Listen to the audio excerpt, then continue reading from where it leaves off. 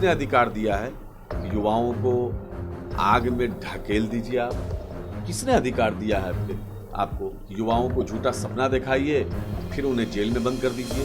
ये युवा को आप सपना दिखा देते हैं और जब वो आपके दिखाए हुए सपने को साकार करने के लिए आगे आता है तो आप उसको जेल में डाल देते हैं, आप उसको आतंकवादी कह देते हैं, आप उसको जिहादी कह देते हैं, आप उसको अराजक कह देते हैं। तो ये भाजपा का चरित्र है। भाजपा क्या है? नाथूराम का मानने वाला है। नाथूराम क्या है? मार काट दंगा फसाद। तो भाजपा को ये सिखाया जाता है। नमस्कार, मैं हूं सीमा। आप न्यूज़ फॉर नेशन देख रहे हैं। अग्निपथ योजना को लेकर के प्रदर्शन का दौर जारी है। छात्रों ने उग्र प्रदर्शन किया, उसके बाद सरकार थोड़ी पीछे हटी, लेकिन आरजेडी के 20 सवाल नेता प्रतिपक्ष तेजस्वी यादव ने सोशल मीडिया के माध्यम से भी पूछा और आज राजभवन मार्च भी किया। उनके साथ पार्टी के सभी बड़े नेता मौजूद थे। उन्होंने कहा कि सरकार छात्रों के हित में फैसला अगर लेती तो शायद उन्हें पीछे नहीं हटना पड़ता। आज हमारे साथ आरजेडी के एमएलसी कारी सुहैब मौजूद हैं। कारी साहब, क्या लगता है, सेना के माध्यम से सरकार ने ये कह दिया है कि ये कानून वापस नहीं होगा, फिर भी आप लोग प्रदर्शन कर रहे हैं, राजभवन जा रहे हैं? देखिए, सबसे पहली बात तो ये है कि आपको किसने अधिकार दिया है कि युवाओं के भविष्य को अंधकार में डाल दीजिए आप? किसने अधिकार दिया है कि युवाओं को आत्महत्या करने पर मजबूर कर दीजिए? किसने अधिकार दिया है कि युवाओं को आग में ढकेल दीजिए आप? किसने अधिकार दिया है आपको कि युवाओं को झूठा सपना दिखाइए फिर उन्हें जेल में बंद कर दीजिए?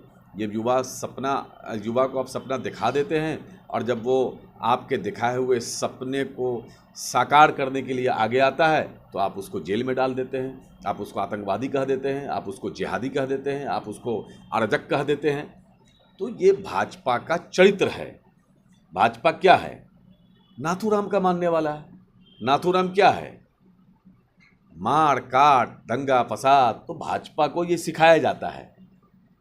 और आपको याद होगा, इसी तरह से किसानों को क्या नहीं कहा गया, और फिर किसानों से दोनों हाथ जोड़ के घड़ियाली आंसू बहा करके और माफ़ी मांगा गया। तो ये लोग माफ़ी वीर हैं, क्योंकि इनके जो आका हैं सावरकर, जिसने अंग्रेज़ों से दर्जनों बार माफ़ी मांगी और कहा कि हुजूर मुझे माफ़ कर दीजिए, मैं जितना जेल में रह के आपके काम नहीं आ रहा हूँ उससे ज़्यादा मैं जेल से बाहर आके आपके काम आऊँगा।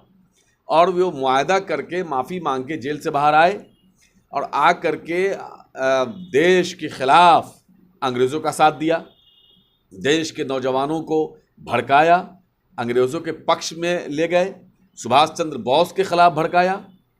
तो ये तो इनका इतिहास रहा है, माफ़ी मांग लेना, फिर गलती करना, फिर माफ़ी मांगना। ये असल में सोचते हैं कि हमने देश के तमाम संस्थाओं पर कब्ज़ा कर लिया है, तमाम जो देश की संपत्ति है उसको बेच दिया है, और जो बचा खुचा है उसको बेच रहे हैं और हिंदू मुसलमान कर देते हैं। लेकिन देश के नौजवान अब समझ चुके हैं काठ की हांडी बार बार नहीं चढ़ती। लेकिन सवाल यह है कि शुरू दिन से गिरिराज से लेकर के कई ऐसे बीजेपी के बड़े नेता हैं जिन्होंने ये इल्ज़ाम लगाया और खुले तौर पे फेसबुक पे लीजिए, हम लोग किस तरह से मदद करते रहे। मतलब 10% जब बाहर आया तो सारे लोगों के सेवा में लगे हुए थे। आपने कहीं भाजपाइयों को सेवा में नहीं देखा होगा, कभी ऑक्सीजन ले जाते नहीं देखा होगा, कभी लोग, हाँ, लेकिन मार काट करते हुए आपने देखा होगा, किसी का मॉब लिंचिंग करते देखा होगा, किसी के घर में आग लगाते देखा होगा, किसी के गाड़ी को आग लगाते देखा होगा, किसी को लूटते देखा होगा, किसी महिलाओं का बलात्कार करते। आप देखिए ना, स्वामी चिमानंद हो, या आपने विधानसभा में कर्नाटक में देखा होगा ब्लू फिल्म देखते हुए भाजपा के लोग। एक से कुलदीप सिंगर है, उसने जिस महिला का बलात्कार किया फिर उसको बचाने के लिए भाजपा लगातार आगे आती रही, फिर उसके परिवार को मारा गया। ये सारी चीज़ें भाजपाई कल्चर में आपने देखा होगा, उनका चरित्र है। हमारा जो ये है समाजवादी विचारधारा है, ये तो सेवा के लिए है। आपका कार्यालय क्यों सुरक्षित है? यहाँ कोई पुलिस नहीं है, बीजेपी कार्यालय में अभी पुलिस है। क्योंकि हम लोगों के सेवा में लगे हुए हैं, हमसे लोग प्यार करते हैं, हम प्यार बांटते हैं। जो नफरत सिखाते हैं उनको डर लगता है, हम तो मोहब्बत बांटते हैं।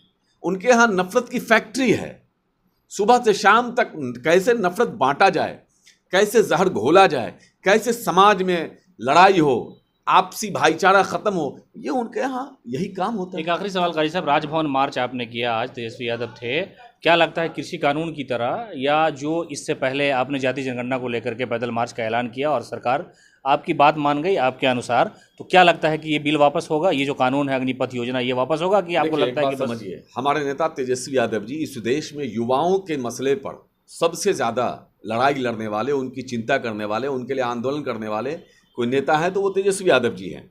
चाहे रोजगार का मामला हो, चाहे युवाओं को सम्मान का मामला हो, चाहे महिलाओं की सुरक्षा का मामला हो, उनके सम्मान का मामला हो, व्यवसायियों के सुरक्षा का मामला हो या उनके सम्मान का मामला हो, गरीब गुरबा, फुटपाथ रिक्शा वाला, ठेला वाला, खोइंचा वाला, उसके सम्मान का मामला हो, उसके रोजगार का मामला हो, उनके आन बान शान का मामला हो, चाहे टीचर का मामला हो, चाहे जिस समाज का मामला हो, चाहे आरक्षण का मामला हो, चाहे जाति जनगणना का मामला हो, चाहे रोस्टर का मामला हो, तमाम मुद्दे पर हमारे नेता आदरणीय तेजस्वी यादव जी लगातार मुखर होके बोलते रहें, लड़ते रहें, करते रहें, इंसाफ दिलाते रहें। तो इस इश्यूज़ पर भी, अग्निपथ वाले मामले को भी, ये जो मैं तो शुरू में समझा कि ये तो कोई दमकल का स्कीम है, लेकिन बाद में चला के ये पता चला कि ये युवाओं को आग में झोंकने की बड़ी साजिश है। तो हमारे नेता इस इश्यूज़ को पहले दिन से लगातार इसका विरोध कर रहे हैं और युवाओं के लिए सबसे बड़ी लड़ाई लड़ने वाले तेजस्वी जी हैं। इस लड़ाई को लड़ रहे हैं और लड़ेंगे जब तक कि ये वापस नहीं होगा। तेजस्वी जी मानने वाले नहीं हैं। इन कायरों से पूरे देश में दलित आंदोलन शुरू हुआ, फिर इन्होंने अपने ही बिल को वापस लिया।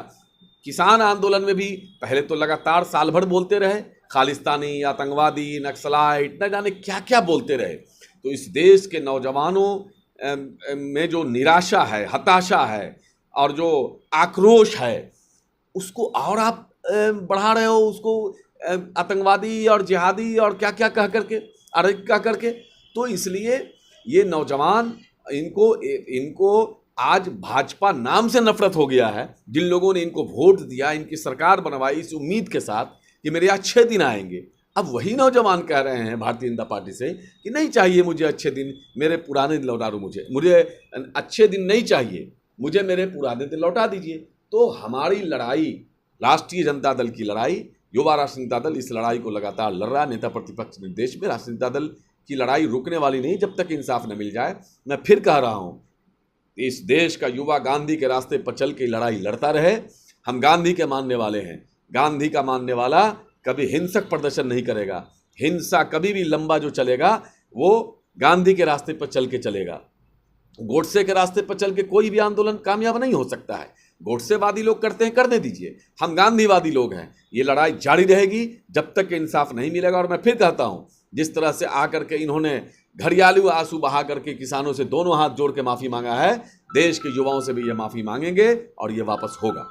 अभी नीतीश और तेजस्वी दो अहम मुद्दे थे जिस पे साथ है। अग्निपथ में भी साथ आ गए, जाति जनगणना पर तो साथ थे ही। क्या मामला है? नहीं, मामला देखिए, जब देश का नौजवान सड़क पे है, किसकी हिम्मत है?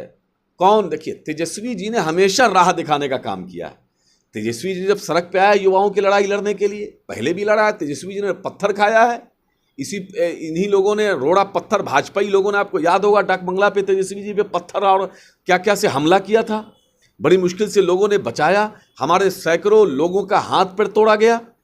तो तेजस्वी जी जब आगे बढ़े तो बाकी लोग भी आ रहे हैं। तेजस्वी जी ने तो हमेशा राह दिखाया। लालू जी ने हमेशा राह दिखाया इस देश को। तेजस्वी जी भी राह दिखा रहे हैं।